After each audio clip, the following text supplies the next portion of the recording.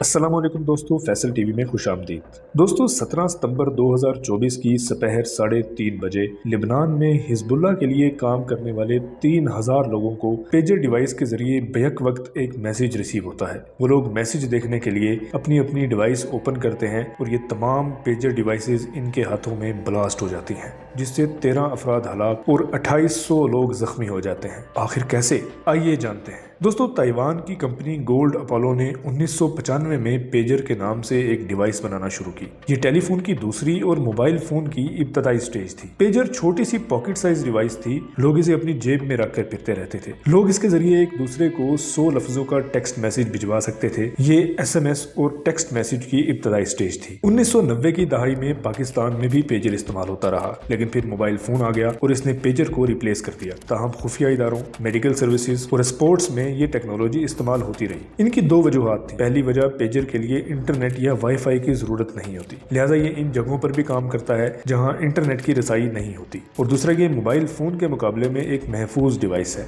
Mobile phone का data चोरी करना और इसके जरिए जासूसी करना आसान है, जबकि पेजर में ये मुमकिन नहीं था। चुनांचे ये 17 सितंबर 2024 तक दुनिया में इस्तेमाल होता रहा। दोस्तों पेजर दुनिया में दो जगहों पर बनता है। ताइवान में इसे गोल्ड अपोलो कंपनी बनाती है और यूरोप में इसे हंगरी की कंपनी BAC की कंसल्टेंट KFT बनाती है। इसके पास गोल्ड अपोलो की फ्रेंचाइज है। लिबनान और शाम में हिजबुल्लाह, गजा और फलस्तीन में हमास और ईरान में पासदारान के अहम तरीन लोग पेजर इस्तेमाल करते हैं। दुनिया की बाकी खुफिया एजेंसियों में भी ये टेक्नोलॉजी इस्तेमाल होती है। दोस्तों इसराइल ने 1995 में हमास के एक बम मेकर याहिया अयाश को मोबाइल फोन में बम लगाकर कत्ल कर दिया था। इसके बाद हमास ने मोबाइल का इस्तेमाल तर्क कर दिया। गजा पर इसराइल के हालिया हमलों के बाद हमास और हिजबुल्लाह ने अपना नेटवर्क मुकम्मल तौर पर मोबाइल फोन से पेजर पर मुंतकिल कर दिया, जिसके बाद अचानक पेजर की फरोख्त में इजाफा हो गया। ऑनलाइन वेबसाइट्स पर धड़ाधड़ ऑर्डर आने लगे। हंगरी की KFT कंपनी को पिछले 6 माह में 10,500 डिवाइसेस के ऑर्डर आ गए। दोस्तों अगर अब हम देखें तो दुनिया की तमाम बड़ी वेबसाइट्स, IT प्रोडक्ट्स और इंटरनेट कंपनियां इसराइली हैं,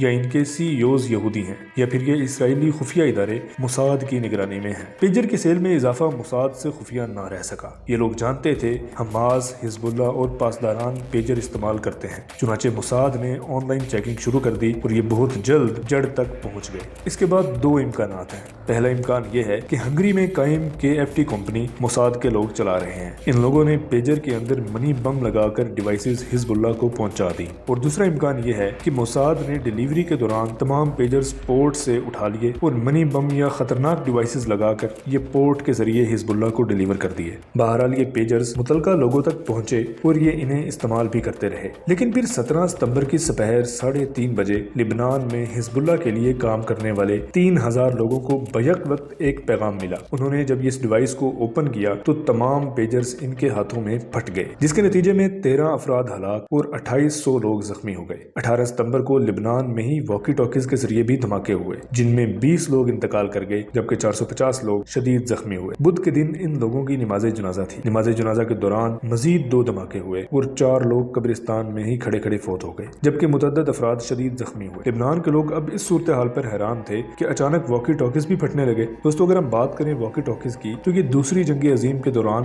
कनाडा ने बनाई थी और इसे मोटरोला कंपनी ने 1940 में लॉन्च किया था। दुनिया भर की अफवाज और सिक्योरिटी इदारे वॉकी टॉकीज इस्तेमाल करते हैं। ये भी लिबनान में फटने लगे। हिजबुल्लाह ने ये वॉकी टॉकीज जापानी फर्म आईकॉम से खरीदे थे। हमलों के बाद आईकॉम ने इंकशाफ किया कि हमने 14 साल पहले ये ब्रांड बंद कर दिया था और हमने उस वक्त इसका बाकायदा ऐलान भी किया था। पता चला कि हमास और हिजबुल्लाह को वॉकी टॉकीज भी मोसाद की एक कंपनी बेच रही थी और इनमें भी मिनी बम लगे हुए थे। फिर इसराइल की आर्मी चीफ हेर्जी हेलवी ने धमाकों के अगले दिन ही जो ऐलान किया, उससे पूरी दुनिया खौफ का शिकार हो गई। उसने कहा कि ये उस टेक्नोलॉजी का 2% भी नहीं है जो इस वक्त हमारे पास मौजूद है। दोस्तों इस परेशानी की कुछ वजूहात हैं। नंबर 1, दुनिया में अब इलेक्ट्रॉनिक डिवाइसेस महफूज नहीं है। कोई भी मुल्क या एजेंसी किसी भी वक्त किसी भी पार्सल या शिपमेंट को रास्ते में हाईजैक करके इसके अंदर कोई भी नई डिवाइस प्लांट कर सकती है। चुनांचे दुनिया भर के सरबराहान मुमलिकत, आर्मी चीफ्स, खुफिया इदारों के सरबराहान और साइंसदानों को इनके ज़ेरे इस्तेमाल गैजेट्स के जरिए ही कत्ल किया जा सकता है। नंबर 2,